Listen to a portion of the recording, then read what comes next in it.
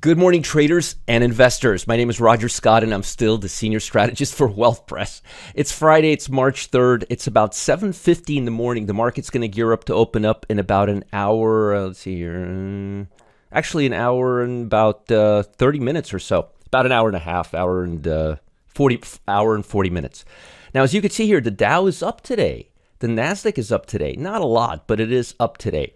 But most importantly, and I always like to talk about Algos on Fridays. I want to show you this. Talk about a classic move right here. Now, back in the old days, you would see a low right here. It would be very perfectly even, or actually, to be quite honest with you, you would probably see a low around here, right here. See a little higher with a high. This would typically be the low, but not these days. Things have changed. Things have completely changed. The world has gone crazy, right? Now we get these shakeouts. Now, do you have any idea how many stops got hit right here? Probably $1 trillion if I had to guess. Just get stopped out right here, right by the 200-day moving average. A classic shakeout, classic algo shakeout, and then the market heads higher. Now, the odds are, based on what I'm seeing right now, at least for the next couple of days, is an upward stream. And what I believe is going to happen is we're going to continue going through this channel as I expected, but I wanted to make sure and I wanted to see the market head higher a little bit first. Also, if you look at the bond market, and this is something important, notice it's back in that range. Let me tighten this up. It went down. Look at that. Shakeout, classic shakeout right there, and then it comes back higher. Now, why is this happening? What's going on? Well, let me explain to you what happened. We got to talk about it via the news, because there were a couple of things that happened that Fed decided to talk about that we need to get into right now. First of all, as you can see here, U.S. benchmark closed higher Thursday as investors cheered comments by Atlanta Federal Reserve President Raphael Bostic that signaled a slow and steady approach to rising U.S. interest rates. Thursday's session, U.S. stocks initially plunged as the yield on a 10-year Treasury note jumped to a 3.5-month high. Followed, can you imagine 3.5-year high? That would be something. Followed hotter than expected labor data. Now, here's the thing about this labor data. Okay, this is a good example of why you shouldn't believe 90% of the things that you read. Let me show you something. We're going to talk about labor data. Now, labor data has been almost consistent for the entire year. Matter of fact, the only report that's been so consistent has been the labor report. Look at this, 190, 192, consensus 200, consensus 190 to 200. It came in at 190. 4-week moving average is a 191. So it came in at 190, and the 4-week moving average is 191. Do you really think that's a great report? Just common sense. It came in at 190, and the average, the 4-week moving average, is at 191. The expectation was at 190. Prior was 192. That's what was expected, and it's been this strong. And the Fed's been talking about it all year. So I don't think that had anything to do with the market. What I think had to do with the market was a shakeout by Algos on the Dow. Let's continue this. But it's interesting how market makers and how reporters always try to give you their approach and try to tell you what's going on, why it's happening, how it's happening, and so forth. But the honest to goodness truth is, it was simply market reaction based on what the Fed was saying and Algos. Let's continue this. T-note yield retreated later in the session as comments from the Atlanta Fed, Bostic, erased worries over a return to more aggressive Fed rate hike. Really? Come on, let's be real here. Salesforce came out with better than expected numbers, was the top percentage gainer on the Dow, but Tesla plunged 5% as Investor Day passed disappointingly without any details on the company's financials and the timing of new models. Also, I want to tell you guys something. I've been getting a little disappointed with Tesla lately because they're not doing anything new lately. They keep it's like the same song and dance. They keep beating the drum to the same song and dance. Nothing changed. Their cars are now, they were state-of-the-art cars about 12 years ago. The Model S hasn't changed. It still looks the same. I remember my wife wanted to get one now. She's like, it looks like an old car. We were talking to a valet yesterday. They're like, people are just not as hot on them as they were. And Elon Musk made an ass out of himself on that self-driving functionality, which didn't do anyone any favors, and a lot of people died as a result. So I'm a little cool on Tesla. I want to see a catalyst from them. I want to see something really new. So Bostic said Thursday he favors steady quarter-point rate increases to limit risk of the economy, as the impact of higher rates may only begin to bite in the spring. Now, folks, I'm going to tell you something, and I want you guys to know this. We are probably more likely than not going to go close to 6%. We need to do that in order to push down the annual growth rate to about 2% on the GDP. Mathematically, it's very hard for that not to happen. So there's a lot of frisky things going on. Bostic also said the Fed might be able to pause rate increases by mid or late summer. I'd love to see that. At the same time, he warned that the stronger than expected inflation data might shape Fed's policy. Fed Governor Waller said a string of hot data might force the U.S. Central Bank to raise rates even more, citing January's red-hot payroll report. So I'm not seeing any major relief on the horizon. Okay, European stocks received positive handover from Wall Street and Asia after main indexes gained ground on dovish comments from Bostic. And Bostic, I mean, really, he's not. I don't know. I just think the market's reaching. I think they're trying to find reason for something. Shanghai Composite closed higher after a private survey showed the country's service sector expanded at the fastest pace in 6 months. Now, something else that's interesting. I do these reports every day. When was the last time I mentioned COVID or China and COVID in the same breath? It's almost like it's been erased from history. Like nobody's talking about COVID anymore, right? Like COVID? What? What happened? Where's COVID? That's very, very good. That's especially very good for global economy because we're now seeing a lot of the casino stocks rally. We're seeing a lot of the hotel stocks rally. We could potentially have a very nice summer in terms of consumer spending. Also, the Nikkei closed higher and hit a one-month high on soft inflation reading from Japan's capital city. AI, this is a stock that I brought to you guys in my VIP room beginning of last week. It's up 15% pre-market. I gave you guys a nice little upside on this stock. I told you I thought the stock was going to rally, and it did.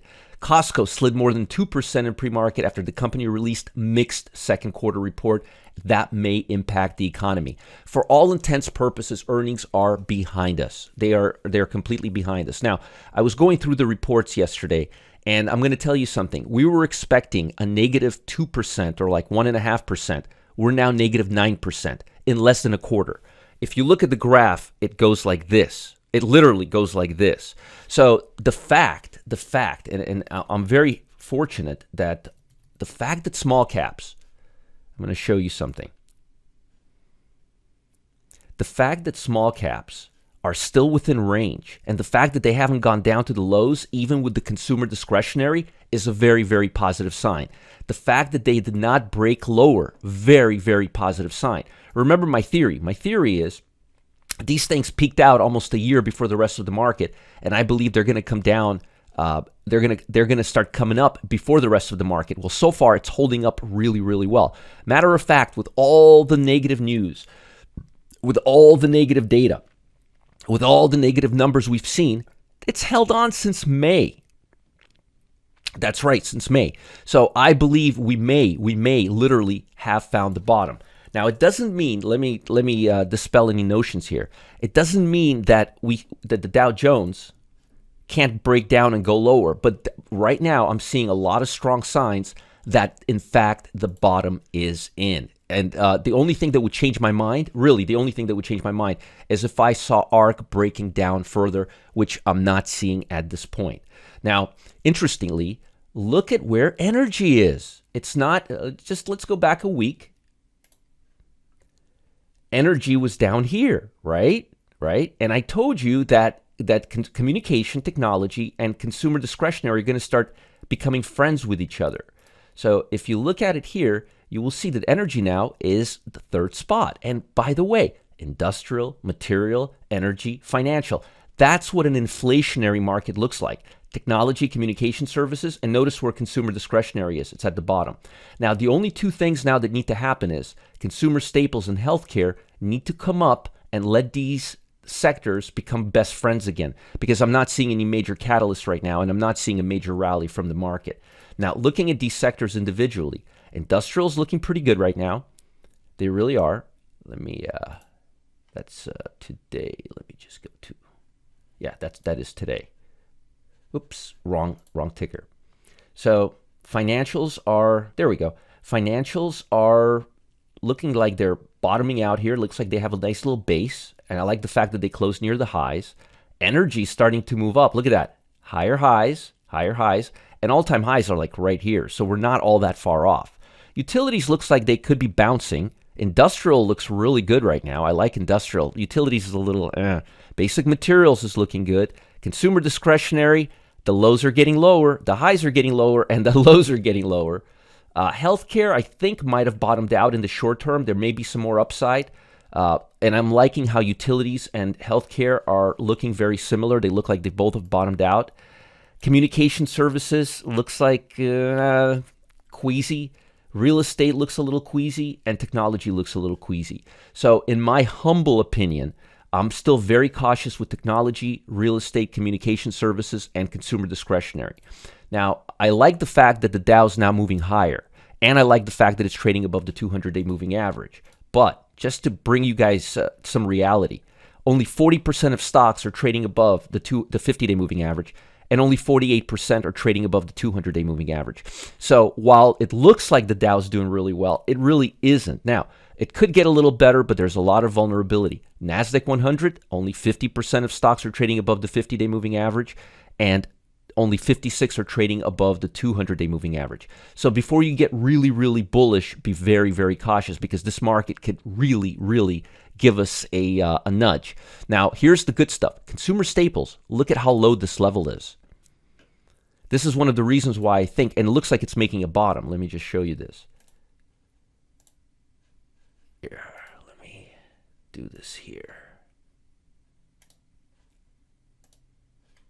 Looks like it could be bottoming out here. Now, even if it's not, it doesn't have all that much to go. I mean, how many times has it gone below this level? Not too much, right? What about other sectors like utilities? Utilities right now, 7%. Look at this. We're there. So I think defensive sectors are going to start coming up. Another one that I wanted to show you was healthcare. Healthcare also looks like it's at the downside. Look at that. Looks like it's turning up. Doesn't go below these levels very much. 1, 2, 3, 4, 5, 6, 7. So it looks like there's a lot. It looks like there's a lot of stuff here that doesn't happen often, but in terms of regular market cap, it looks like they're turning. On the other hand, and there's another hand here, look at consumer discretionary. I don't think it's going to stick around here. I think it's going to drop further. And remember something, earnings are really done. Like as of yesterday, all the S&Ps are done. The mid caps are done. We just have some smaller stocks to report. So there's just not much of a catalyst. So you've got to be very, very careful. Now, beginning of next week, I'll give you some sentiment and I'll give you some seasonality. But we got to be very, very cautious right now. And this is not a time you want to trade the broad market. This is a time you want to trade individual stocks, because individual stocks, I'm seeing some healthcare stocks making new highs. I'm seeing some energy stocks making new highs. We've got to be very, very selective. Let me look at my 20-week highs right here. 24-week highs. There we go.